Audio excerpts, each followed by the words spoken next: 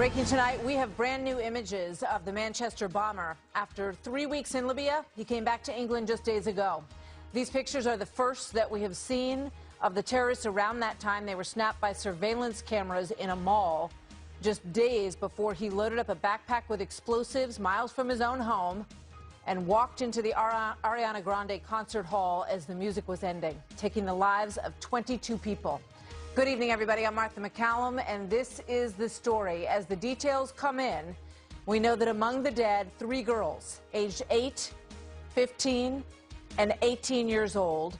12 children under the age of 16 are in the hospital with very serious injuries. Of them, 119 injured, 64 remain in the hospital tonight. And police and nearly 4,000 members of the British military scouring the streets, many in search of the bomb maker who they believe is on the loose tonight somewhere in England. 6 people are now in custody as a result of these raids today. One of them is a woman.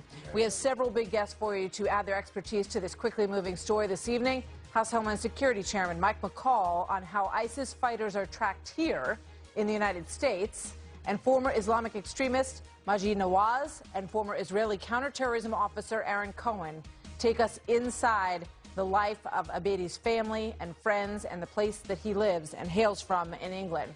But we begin tonight with Fox News senior correspondent Rick Leventhal, who is live in Manchester this evening with the breaking developments. Good evening, Rick.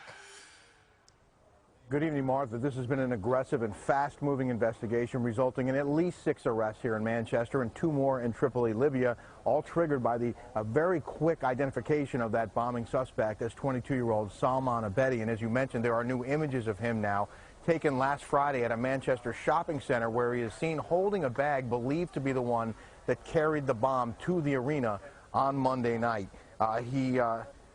As you said, is believed to have spent 3 weeks in Libya before the attack, before returning to England just days before the attack. Yesterday, Manchester police arrested his older brother, and today in Libya, they arrested his father and also his younger brother, his 18-year-old brother, Hashim Abedi, who, with Libyan authorities say, confessed to knowledge of the plot and said that he and his brother both belong to ISIS.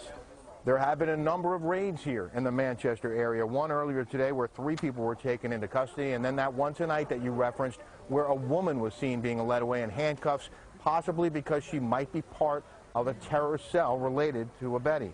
Meanwhile, more than 60 people remain hospitalized, as you mentioned, 20 of them in critical condition with severe injuries. And here in St. Anne's Square tonight, a memorial continues to grow, with flowers and candles and signs of support from a community determined to remain united. And Martha, this country, now in the critical terror stage, they are very, very concerned here tonight about the possibility that there could be more attacks, in large part because, as you said, the bomb maker is still on the loose. Rick, thank you very much. Rick Leventhal in Manchester again this evening for us. And Congressman Michael McCall is the chairman of the Homeland Security Committee. Obviously, a lot of concerns about our situation here at home as well. Chairman, thank you very much for being here thank you, Martha. This evening. Vetting has been something that has been discussed quite a bit, and it raises questions about whether or not extreme vetting, the version that the president has proposed, would help keep us safer here. Your thoughts? Well, I believe it would. Mayor Giuliani and I worked together to draft a memo on intensifying vetting in high-threat areas, and this is precisely why we did it. Here you have this is not a lone wolf case involving a knife. This is involving a militia foreign fighter type who traveled to Libya, came back to the UK, and then killed so many innocent children and teenagers, my kids' age, at a concert performance. This is a very soft target, very premeditated, sophisticated attack using a very sophisticated explosive device. In the process, I believe he was going back to Libya to provide more training. Ramadan is on Friday, and the president's tour, let's not forget, was just to both the Saudi kingdom, to Israel, and then to visit with the Pope. I think that may have had some bearing on this as well. Perhaps. One of the things that has come up today is the fact that U.S. officials, according to the reports in the New York Times, leaked some of the information on the detonator, the photos of the backpack all surfaced, and that Theresa May and other British officials are very unhappy. They feel that there were leaks that should never have happened from U.S. intelligence officials. Can you comment on that? I can. I knew Theresa May when she was what they call Home Secretary. I actually talked to a British official that works closely with her. They are very, I think, upset about the fact, I think most of all, that the suspect's name was released. Because remember, when that's released, anybody connected, and I think in this case, not being a lone wolf, you have other conspirators involved in a network, a cell, if you will, who are tied to this individual. So once that name is released, then of course the others will either do one of two things: go underground and hide, or try to get out of the country, or will detonate another explosive device very soon thereafter. And so I will tell you, I know firsthand that the Brits are not real happy about that. Just lastly, before I let you go, what has changed here at home as a result of this attack? Because I know there was a hearing today on Capitol Hill. Can people expect to see anything different now? Yeah, I talked to the New York Police Commissioner. They are, with respect to Yankee, to the games there, to the concerts in the town. Homeland Security is also looking at issuing a joint intelligence bulletin to state and locals about the seriousness of this. I think above all, 10,000 foreign fighters from Europe went into the region of Iraq and Syria. As we squeeze the caliphate, these jihadists will leave, and they already have, into Europe. I think most importantly, we need to stop them from getting in one flight away into the United States. Thank you very much. Chairman MacCallum, always good to have you with us. Thank you, Martha. So brand new video into Fox of the father of the UK terrorist speaking out from Libya, defending his son, claiming that he had nothing to do with the attack. This is Ramadan Abedi, a short time ago, before he was arrested by Libyan authorities. He's now in custody. Watch. Salman doesn't belong to any organizations, and I know that he doesn't belong to any. There was nothing hidden because I had open discussions with him about anything he wanted to understand. Majid Nawaz is a former Islamic extremist and author of Radical: My Journey Out of Islamist Extremism. And Aaron Cohen, former member of an Israeli Special Forces unit and founder of IMS Security, a firm specializing in counter-terrorist training. Gentlemen, great to have both of you with us this evening. Majid, let me start with you. As you listen to the father there, what goes through your mind? Well, what goes through my mind is this is a typical pattern that, of course, there's a level of denial, not just in the immediate family, but in the wider community. The truth is that those of his relatives and close friends who knew this man, this jihadist terrorist, would have seen the signs a long, long way off. The signs don't necessarily have to be that he's confessing to them exactly where and when he's planning an attack, but the signs of radicalization are quite obvious, and they involve a change not only in behavior but in psychology. An insistence, for example, that Western democracy is corrupt, that we must aspire to establish a caliphate, a very literalist take on the religion of Islam. I doubt very much that his father didn't sense any of this. In fact, I wonder how much of these ideas of the need for a modern-day theocracy in the name of Islam that his father even rejects in the first place. I think these ideas are more spread within the Muslim communities than we're comfortable admitting. We have one picture of Moss Side in Manchester. It's, boarded up buildings. It's not a great picture of the block, and I've seen pictures of that whole area. There have been 16 people who've been arrested in that area connected to terror attacks just over the last several years. What can you tell us about the neighborhood, about the climate there, about life there that might give us some insight into all this? It's typical of areas not only across other cities in the UK, but across Europe. For decades now, we have allowed a situation to develop where Muslim communities are growing up together apart from mainstream society. We're not as integrated as we should be in these societies, and mainstream society has also been somewhat negligent in attempting to have us integrate into these societies. And the simple truth is, Martha, ISIS didn't, this is going to sound counterintuitive, but ISIS did not radicalize the 6,000 European-born and raised Muslims who went to join them. ISIS didn't radicalize any of them. ISIS merely plucked the low-hanging fruit. The sad truth, the scary truth, is that, that European Muslims have been radicalized for decades by Islamist organizations who have been working on the right side of the law within our communities, preaching theocratic ideals. And so these people are already primed and wanting a caliphate. Along came ISIS and claimed they'd established a caliphate, and as I said, it was merely plucking the low-hanging fruit. Thank you. Let me get to Aaron Cohen. Aaron, there were stories coming out shortly after what happened in Manchester, you know, being very concerned that there might be hate crimes against Muslims. There was a woman who asked for, you know, white men or Western men, I think is the way she phrased it, to watch out for their wives and their children. That was determined to be hate speech. In Israel, there's a very different perspective on how to handle this problem. What do you think needs to be done? Well, Israel has Israeli citizens from all facets of life. Israel is one of the most open countries probably in the world. They have Christians, they have Muslims, they have Jews, they have Baha'i. And the way we deal with things in Israel when it comes to these types of, when it comes to terrorism directly and these types of hate crimes, we don't so much see so much of it in Israel. Obviously, there's a divide with the Palestinian community, and the security measures are very strict because of Hamas and Islamic Jihad and terror organizations who are literally trying to jump over this wall and kill Israelis. But for the most part, the Israelis who are Muslim within the Israeli communities move and come and go very freely. Nazareth, or Nazaret in Hebrew, is a primarily Muslim city, a very holy city inside of Israel, as is East Jerusalem and parts of the West Bank that cross into Israel. There just isn't a lot of anti-Semitism. The Muslims integrate and have integrated very well. But you say that political correctness is not a factor. It's not something that people are hung up on in Israel.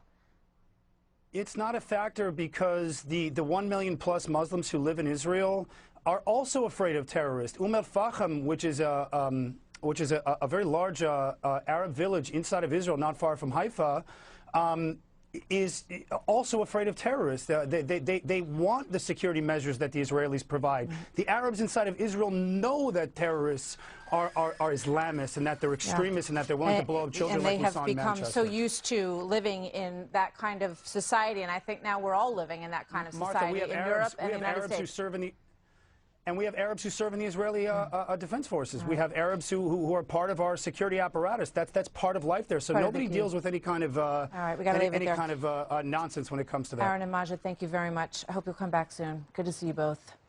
So still ahead tonight, the president was at the Vatican to meet the Pope earlier today, but it might be his visit to Brussels that turns out to be the most earth-shattering part of this whole trip. Ahead on a major NATO meeting, see what one publication is saying about President Trump and what he's done in days that President Obama wasn't able to do in years. Bill Bennett explains. Plus, President Trump's budget director was on Capitol Hill today defending the president's plan to put some popular social programs on the chopping block. Some Democrats even calling the plan hateful. Chief went to Capitol Hill to make his case in a way that you rarely hear justification for spending in this country. Mick Mulvaney has an entirely different approach that is somewhat more like how folks go about it at home or in their business. How much does this cost? Is this expenditure getting us closer to our goal? And can we afford it? Watch. This is a budget that was written from the perspective of the people who actually pay for the government. And we went line by line through what this government does and asked ourselves, can we justify this to the folks who are actually paying for it? We no longer want to measure compassion by the number of programs that we have or the number of people that are on those programs. We want to measure compassion, true compassion, by the number of people we help to get off of those programs. Wow. That's a novel idea, right? But it is not going over very well in some corners. Watch. You and I have seen a lot of budgets from Democratic and Republican presidents. I've never seen anything as hateful and abominable as this. It is shameful. It is immoral. It is indecent. So this is a picture of who they are. Wow. Chris Direwalt joins us now with, he's our Fox News political editor. You know, a lot of people, Chris, think that the way that Mulvaney is talking, where he talks about taxpayers, you know, he wants to say to them, is this a good way to spend your money? Are you okay with this? Is this program a big, you know, sort of bloated mess, or is it something that works? Why is that such a hard idea to swallow? Well, apparently, based on the response, I love the fact that in Washington now, this is such a stupid time to be alive. It's just astonishing. The degree of just the vapidity of the conversation. And you have, this is immoral, this is sin, this is terrible. It's such a knee-jerk, right? They all just get right on the same page. Like, oh, yeah, this is script B. But seriously, what is going to be left for outrage? We have exhausted our outrage glands to the point that our endocrine system is breaking down. We cannot sustain this level of outrage if everything's an 11, if everything is a freakout. For goodness sakes. Now, I will say that for the Republicans, as they look at Medicaid in particular, and Mulvaney is very gifted at this. He's the right guy for this moment, for this job, for this budget. His career has been leading up to this point. But these Republicans need to think long and hard as they address Medicaid, which is basically a welfare program. It's health insurance originally health insurance for poor people, now for the working poor too under Obamacare. As they think about making changes to Medicaid, there is huge political exposure there. That is a program that is very popular and is favorably viewed by most Americans. That's a danger zone. Here's the big problem, as I see it. Social Security and Medicare are not up for any form of reform. I think if you ask most people, does it make sense to do some means testing? Does it make sense to try to save this program so that people, under a certain age might do it differently, and they might actually have it by the time they hit 65? It is off the table. The president has said he won't discuss it. And once you accept, and that's really the problem. That's where Mulvaney falls short. That's where Paul Ryan's going to fall short, which is if you can't deal with the big thing, if you can't do the big thing, why are you bothering being mean in the small thing? Yeah, if your budget's blown up anyway and you're going to have all this debt and you're going to do all these things because you won't address entitlements, why not go ahead and give a little? It's like when I go off my diet and eat carbs, you know that there's a donut right around the corner because once I've decided to have a box of Cracker Jack, I might as well go for it. You're going for the donut. You're not doing the sweet potato. My friend. Exactly. All right. Thank you very much, Chris. Great to see you as always. So fresh off of his visit with His Holiness earlier, the president touching down in Brussels late today for a very important showdown with NATO members. He once called this whole organization obsolete, remember? Apparently now swayed by the president's tough talk, McClatchy writes this today, quote, Trump has done what Obama didn't, scare NATO into tracking defense spending. Here now, Bill Bennett, host of the Bill Bennett podcast and the former Education Secretary for the United States and a Fox News contributor. Bill, always good to see you. Good evening to you. Thank you. It was quite stunning reading the articles on this today and the acceptance that NATO is a little bit nervous that Donald Trump is coming to town. They've rolled out their own red carpet for him, and they want to make sure they can impress him with the numbers that they're willing to produce from each country. Big turn of events. Yeah, it's very interesting. The question is, will he be received as well in Europe, in Brussels, as he was in Riyadh in Saudi Arabia? He Probably may not be very, very warm welcome. I don't want him to do a sword dance in Brussels. Wasn't crazy about it in Riyadh either. But yeah, and he does seem to have brought them to the edge here of doing the right thing. I think Russia has also helped. By the way, Martha, let's note the irony there. Russia, which is supposed to be this close bosom buddy of Donald Trump, is NATO's sworn enemy. That's why NATO was established, to keep Russia in its bounds. Now Trump is pressuring the NATO countries to ante up more for their common defense. So if he gets this done, this will be an enormous accomplishment. Not the greatest accomplishment. I think the greatest accomplishment so far is that unified Middle Eastern front against Iran. That is a sea change from Obama and very important. But this is important too. Yeah, you make an excellent point, as usual, Bill Bennett, and that is that NATO's reason for being is to protect those countries essentially from Russia. And you've got Poland and Estonia and Latvia and Lithuania all concerned that Russia may be looking at, bringing them back into the warm embrace of the Soviet Union. This program is designed to prevent that from happening. So if Donald Trump is strengthening NATO, he is doing exactly the opposite of cozying up with Russia. Exactly, yeah. And the Poles, of course, are doing more than what is expected of them, as they usually do. Greatest people in the world after the Americans, the Poles. Always take it on the chin whenever there's a war, but they are wonderful people. But he's getting these others, embarrassing them into it. countries like Germany and so on. One of the officials today NATO officials said, well, we're not going to use NATO to defend or fight ISIS. And Trump will challenge that as well. Secretary Tillerson did, and he's absolutely right. This is a mortal threat, in case they hadn't noticed, in Manchester, at the throat of all of Europe. And in Brussels, they do that? You know, how can they deny their responsibility when their credo is that an attack on one is an attack on all? So how does NATO say, well, we're happy to pitch in what we're supposed to pitch in, but we're not going to look at this as sort of a global threat, such as it is?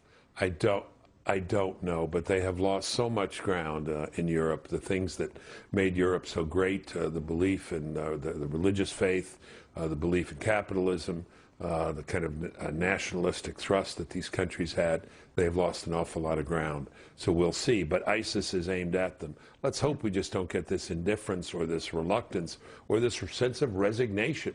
Well, they're here, and it's going to happen occasionally, and there's not much we can do about it. Like the heck with that. Yeah, the heck with that is right. Bill Bennett, as always, good to see you, sir. Thank you. Thank you. Thank you, Martha. So we have no new FBI director yet, if you haven't noticed, and now a longtime friend of Jim Comey's is speaking out quite forcefully why he says the president should be very scared of what Jim Comey is going to say. So is that friend right, or is he bluffing? We'll talk about that.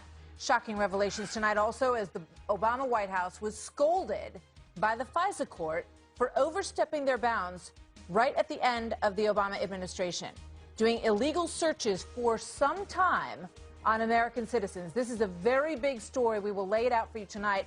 Karl Rove and Juan Williams coming up next.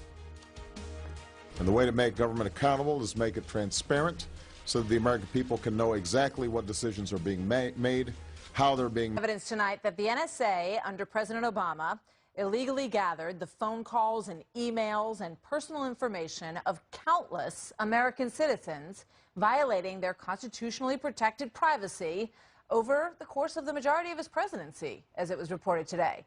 This is former CIA Director John Brennan, who served under President Obama, just told Congress under oath this yesterday. There is, I think, a right of all Americans to privacy, and that sometimes information is collected about U.S. persons who may or may not be involved in any manner of criminal activity. The intelligence community goes to great lengths to cover the identities of U.S. persons if they happen to be included in an intelligence collection. So here with more is our chief Washington correspondent who has been digging into this big story today, James Rosen. Good evening, James. Martha, good evening to you. The Foreign Intelligence Surveillance Court, known as the FISA court, is so secretive we have no pictures of it to show you. It approves 99% of the government's request to conduct surveillance on American citizens. Now, declassified documents first obtained by the news website Circa show that the FISA court sharply rebuked the Obama administration when its lawyers quietly informed the court 2 weeks before Election Day that the National Security Agency had systematically violated countless Americans' rights over a period of years. Specifically, the court found NSA had not complied with so-called minimization procedures, meaning the measures the government is supposed to take to keep to a minimum its infringements on Americans' constitutional rights under the Fourth Amendment against unreasonable searches. With greater frequency than previously disclosed to the court, NSA analysts had used U.S. person identifiers to query the results of Internet upstream collection, even though NSA's Section 702 minimization procedures prohibited such queries. The judges added sternly, this is a very serious Fourth Amendment issue. If we can determine this to be true, this is an amazing abuse of power, and it dwarfs any of the other sort of made-up stuff that we're looking into now. We're talking about millions and millions of phone calls and emails that are being gathered up and then being searched with no sort of control over the privacy of the American. A spokesman for former President Obama did not respond to our request for comment. The section of the law that permits the NSA to engage in this kind of collection, and which it violated so routinely, is up for reauthorization by the Congress at year's end, Martha. What a story. James, thank you very much. So here now with more, Karl Rove, Fox News political contributor and former Deputy Chief of Staff to President George W. Bush, and Juan Williams, Fox News political analyst and co-host of The Five. James lays it out very well. But the bottom line is that a couple of weeks before the Obama team left the White House, they sort of dumped this apology of sorts and said, oh, by the way, we were, breaching all of these rules over the course of most of the presidency. And we were exposing people on upstream, which means, you just went on the internet and you query something or you send something to somebody, not collected as part of any sort of international collection process. They went after it and got it, Carl. So what do you say? Well, first of all, the administration, you're right, fessed up in October of last year that the new rules that it had put in place since 2011 were not being honored. Now, we need to be a little bit careful in how we look at this because, with all due respect to Senator Paul, he got it wrong. This is not telephone calls. This is something that goes along an internet backbone provider, a carrier, in which a so-called MCT takes place, multiple communications transaction.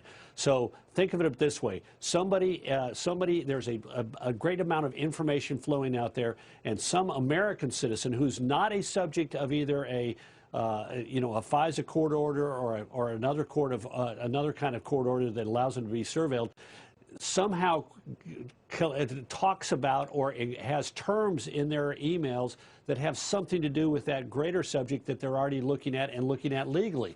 So it's incidental contact. The court held in a very long opinion that they weren't living up to their rights because they weren't living up to their obligations because they didn't have the technology. They had to make a human decision to avoid touching that person's communications. So they were doing it sloppy, and they fessed up, but they fessed up 5 years after these new rules went into place that the administration itself had imposed on itself. And yeah, it's troubling that this went on for as long as it did, and as often as it did, even though in the total amount of information they collected, it was a small amount, but it's problematic. They weren't living up to their own standards. Juan, what do you think? Well, I think, by the way, Carl just gave a really wonderful description of what it is, because this is about collecting information as it's flowing in and out of the country at times, and they're looking to connect the dots. People who may be in contact with a terrorist suspect or somebody, and then they're looking to see, well, who else are they in contact with as that data goes in and out. But look, every American wants to be protected against terrorism, and especially if you're in their White House. I imagine Carl must have felt this pressure in his days in the White House. And the intelligence communities know they're being measured on whether or not they prevent the next terror attack. They see this as a tool. They go to the FISA court. The FISA court says, you guys have to be careful. The Constitution protects our privacy, our rights of free expression. You can't do this. And you get a lot of people on the left, like Senator Paul, a libertarian, the ACLU, the Nation magazine, saying, hey, this is government run amok. But in fact, government is trying to protect us. And so at what point do they go overboard? So here's the problem. I mean, how much of this was for political reasons, Carl, is one of the questions that is raised here. And how much of it was for terrorism? Because we all know that, unfortunately, people like the Tsarnaev brothers in Boston had all the privacy they needed. They had every reason to be caught up in something like this, and yet they weren't. So who was, and especially towards the end of the Obama administration, how much of this was politically driven and not terrorism driven, Carl? Yeah. Well, I would have to say this. I think we got to be very careful. I wouldn't trust the Obama White House, particularly in 2016, but I do tend to trust the National Security Agency. They got sloppy here. They self-reported this. They identified the weakness in their systems. Way too late, in my opinion, but they were the ones who said we are collecting the incidental contact. And look, it wasn't that we were surveilling. If bad guy abroad emailed somebody inside the United States, that's not the kind of contact we're talking about here. They're not really clear in the opinion as to what it is, and I don't want to really have them be clear to us about it, because I want them to protect the sources and means by which they collect this information. But what it looks like is that somebody inside the United States was talking about in an email communication or searching somehow for information about something that was connected to something bad abroad. Like maybe it was, oh, well, how do you make a bomb? Right. But they were just looking at it. They weren't self-radicalized. There wasn't some connection between a bad guy over there, bad guy, I remember bad guy here. Jim Clapper in testimony saying, well, maybe, unwittingly, perhaps we collected it. So I think this goes all the way back to that. And he was shown then, people criticized him and said that he had misled the Congress. But the point here, to your question, Martha, is there's no evidence that this is politically driven. Well, that's what we need to know, though. And hopefully That's we're going right. to find the answer to that. Carl, thank you. Juan, thank you. And Congress will find that out, that's for sure. Thank you, Carl. Thank you, Juan. See you guys next time. So you remember when the Pope and the president, who was then a candidate, were in a bit of a Twitter war? So how did it go when they met at the Vatican? And what exactly did the Pope say that got the president's attention today, which he pointed out? We'll show you when we come back. Plus, we haven't heard from Jim Comey yet, but is he sending messages through a friend? We will explain. Mercedes Schlapp and Mo Alithi react ahead. This tells Fox News that former Senator Joe Lieberman, who is someone who was considered to be the leading candidate, the president even said he was at the top of the list, is now suddenly out of the running. This is a friend of the former FBI Director James Comey is speaking out on the Comey-Trump relationship. His big scoop? Suggesting the president should be scared. His reasoning? Not evidence of collusion with the Russians, not obstruction of justice, but this. He did not regard the people in the Trump White House as honorable? That's correct. He said that? That's your recollection is that he had said that, or felt that? I have no doubt that he regarded the group of people around the president as dishonorable. So there you go. Mercedes Schlapp is a former spokesperson for President George W. Bush. Mo Alithi is a former Democratic National Committee spokesman, and both are Fox News contributors. So, Mercedes, let me start with you. What do you make of that?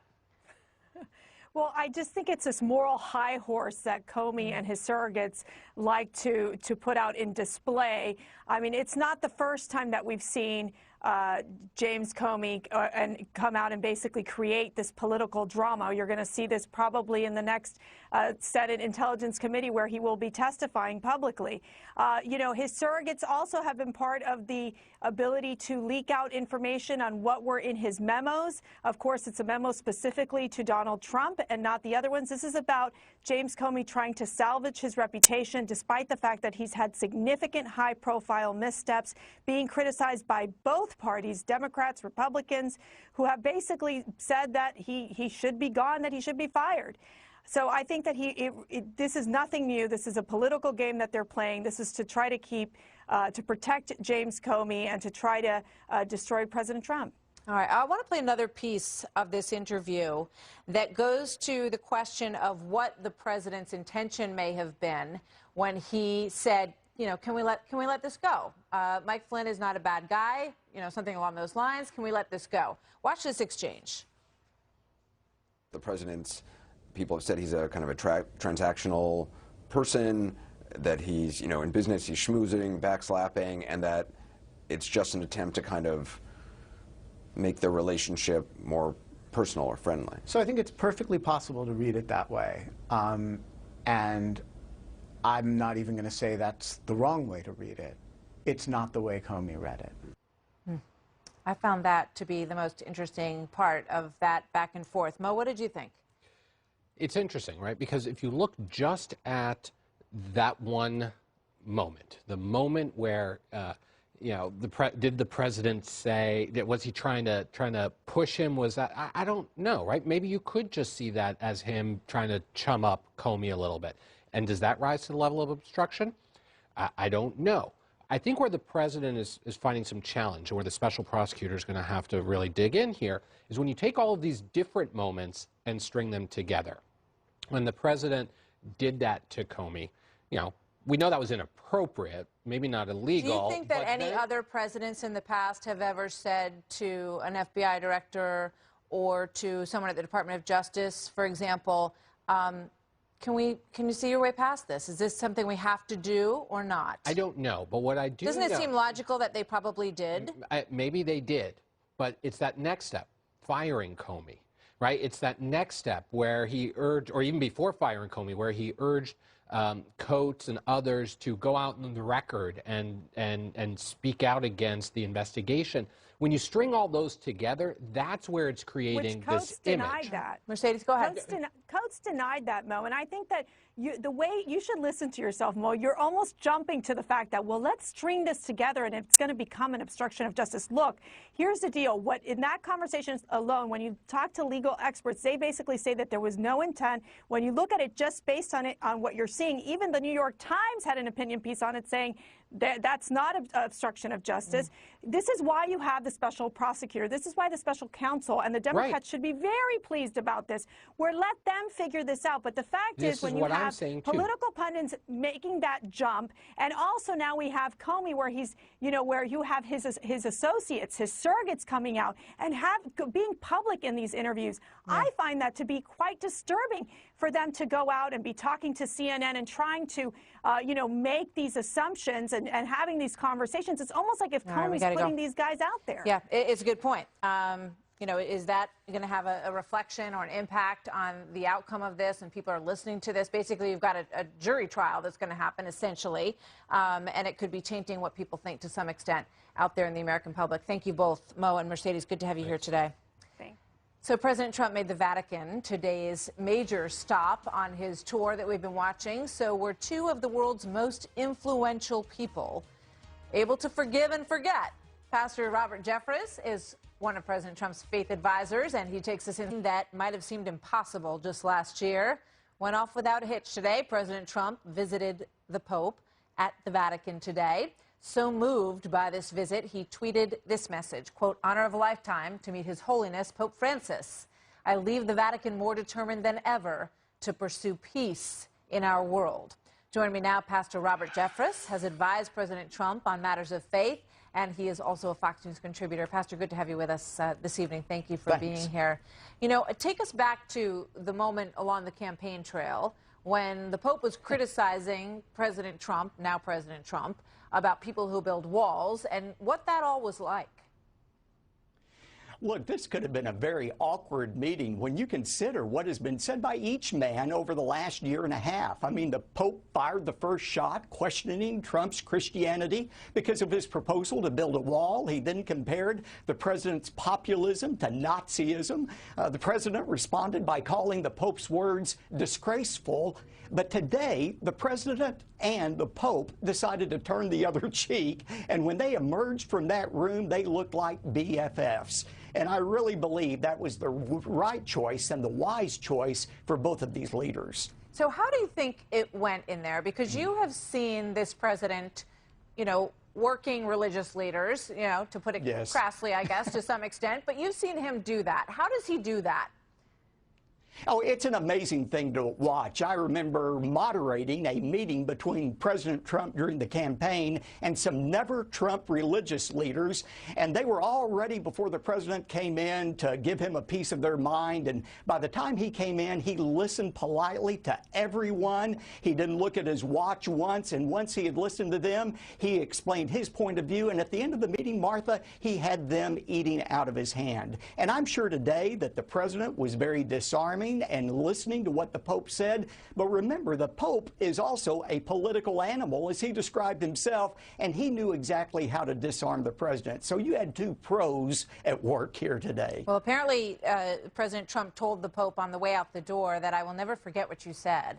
And we're hoping to find out exactly what it was the Pope shared with him that made such an impression on President Trump. I want to skip over to this issue of the budget and Mick Mulvaney today, because there's a question of compassion and social programs out there.